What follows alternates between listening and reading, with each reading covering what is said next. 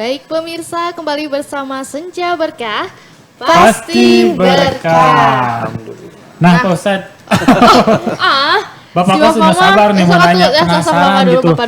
Pak Ustadz, kalau perhitungan ditetapkannya Ramadan itu dilihat dari apa sih gitu? Iya, kalau di dalam hadis itu di Indonesia sebenarnya jadi khilafiyah, perbedaan pendapat ya. Karena di sana di hadis disebutnya itu adalah melihat dengan mata telanjang. Melihat dengan mata terbuka begini apabila pergantian bulan itu bisa diamati sangat kecil sekali kan bulan sabitnya itu ya, sangat tipis sekali. Apabila itu terlihat maka jatuhlah hitungan puasa. Nah, permasalahannya itu terjadi kalau misalkan terang benderang langit. Nah, di Indonesia itu karena Indonesia kan iklimnya tropis ya. Kadang-kadang hujan, kadang enggak. Nah, ketika hujan itu terhalang awan. Maka dalam hadis disebutkan itu boleh digenapkan sakbannya. Jadi 30 hari gitu. Nah, ada ada pemikir-pemikir Islam yang lain, dia menggunakan teknik berhitung. Jadi kan ada ilmu falak kan, pergantian bulan itu ternyata bisa dihitung dari perpindahannya matahari. Itu dihitung berapa derajat, nah, dengan teknik perhitungan tersebut, makanya ada orang yang menetapkan dalam ahlinya, sehingga walaupun hanya sekian derajat, misalkan hilalnya itu 0 derajat, 00 berapa ya, 0,00 gitu, tapi belakangnya ada berapa detik gitu ya, udah berpindah ke bulan berikutnya, itu sudah masuk satu Ramadan. Tapi kalau beberapa ini yang lain itu menunggu memang hilal terlihat. Nah, mangga kalau kita di negara Indonesia itu ada ulir amrinya yang menentukan.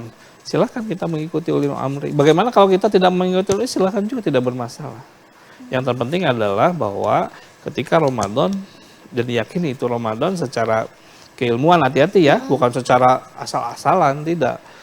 Secara keilmuan, secara bisa disumpah. Itu kan yang melihat hilal juga disumpah.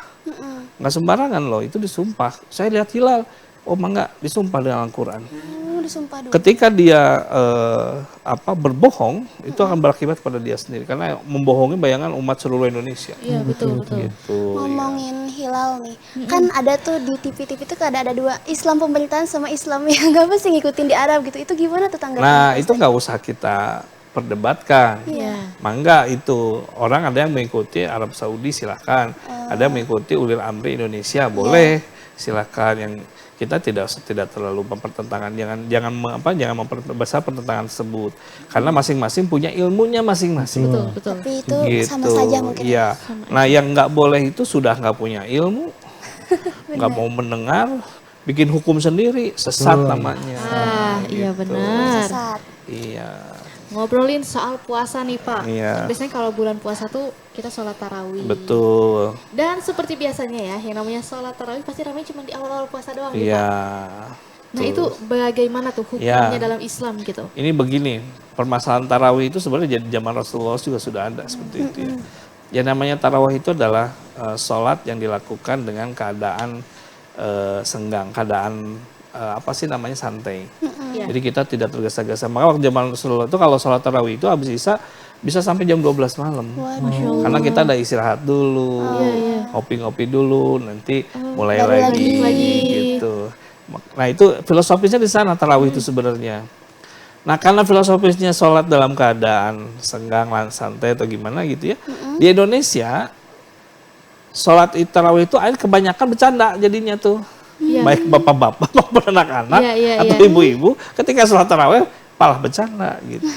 Karena filosofisnya tadinya begitu, ya diplesetin sedikit lah. Ya alhamdulillah kalau sekarang udah mulai masuk tahu hukum ya, namanya sholat, nggak boleh bercanda gitu. Alhamdulillah ya. Alhamdulillah, ya. Terus ini Pak, kalau misalkan kita lagi datang bulan nih, kalau cewek-cewek, misalkan di bulan puasa, nah kita gimana nih supaya tetap bisa mendapatkan pahala walaupun sedang tidak berpuasa dan tidak sholat gitu? Ya. Kalau dalam kaidah fikih, pahalanya wanita walaupun haid ya haid itu sendiri.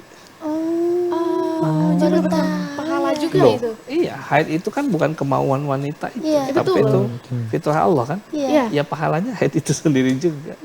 Karena dia taat dan patuh tubuhnya kepada Allah, ya ketika haid itu dapat pahala juga sebenarnya. Gitu. Baru tahu nih.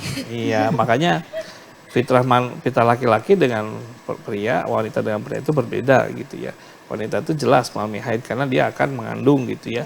Nah, ketika dia masalah haid itu terjadi itu bukan masalah sebenarnya.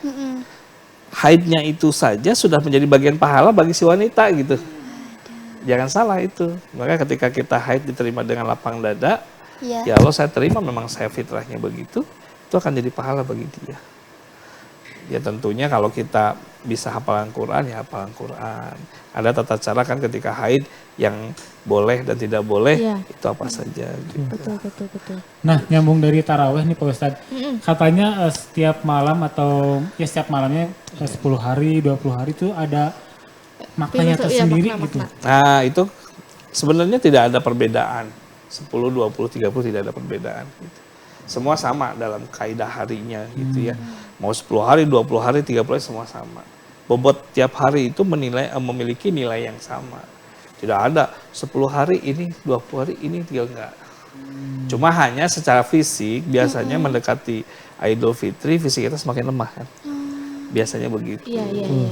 Karena memang kita sudah mulai energi berkurang, makan pun berkurang, tidur pun agak berkurang karena kan kita banyak riadoh malam gitu ya.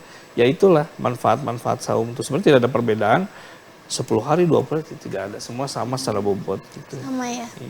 Ngomongin tadi soal wanita haid nih. Kalau misalkan setelah Idul Fitri, aku sering banget kan tuh dapat haid setelah Idul Fitri, setelah pas sholat Idul Fitri.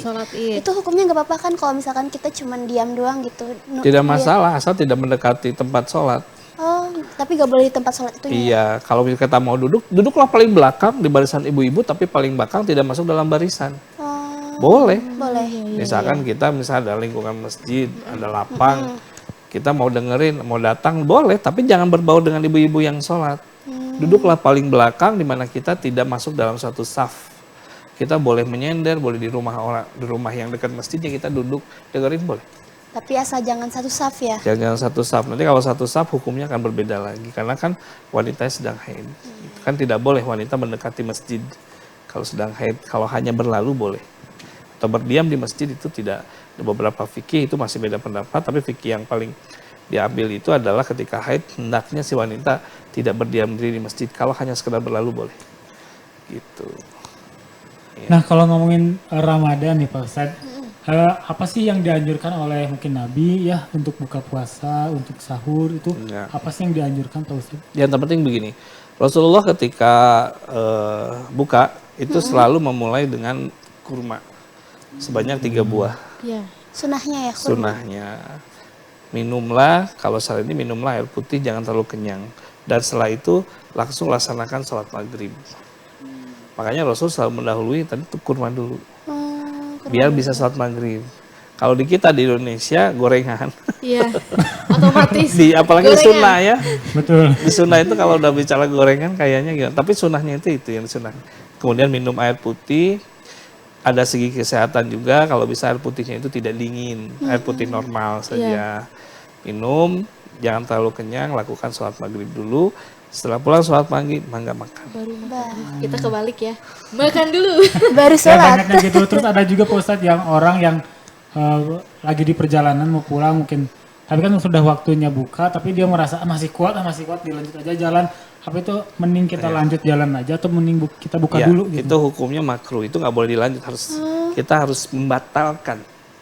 Mau dalam perjalanan, mau di mobil, di motor itu batal. Bagaimana caranya? Kalau kita nggak ada permen, nggak itu tangan kita aja masukkan, dirasakan. Kita telan udah batal sebenarnya. Kan perasa itu yang iya. Kalau kita lagi di perjalanan, kalau misalnya kita bisa henti sejenak, pinggir minum. Baru kita jalan lagi. Karena membatalkan itu hukumnya menjadi wajib. Hati-hati loh. Ketika siang hari kita nggak boleh ya. Tapi ketika maghrib kata Rasul wajib kamu membatalkan diri. Wajib ya. Tidak boleh nggak. Oh nanti aja saya masih kuat kalau wajib harus batal. Karena itu hukumnya begitu. Kalau misalkan ini udah misalkan kan diwajibkan ya, tapi kita bablas nanti aja deh gitu karena masih kuat dan lain sebagainya. Nah itu nggak boleh. Jadi gimana? Tidak boleh. Makruh ya? Tidak boleh bukan tidak boleh. Pokoknya itu hukumnya secara itu makruh. Ya secara hukum. Tapi kalau secara ininya tetap harus membatalkan diri. Tetap ya. Walaupun kita kendaraan ya sedot jempol sendirilah. Kalau sudah Dengan kerasa niatnya. kan gitu berarti Iya. iya Oke, udah oke. batal gitu. Oke, seperti itu ya. Jadi tetap memang harus dibatalkan ya. Harus wajib itu. Wajib. Tidak boleh ditinggalkan. Oke, baik pemirsa, nanti akan kita lanjutkan lagi pembahasan mengenai bulan Ramadan. Untuk itu tetap bersama kami di Senja Berkah. Pasti Berkah. Berkah. Alhamdulillah.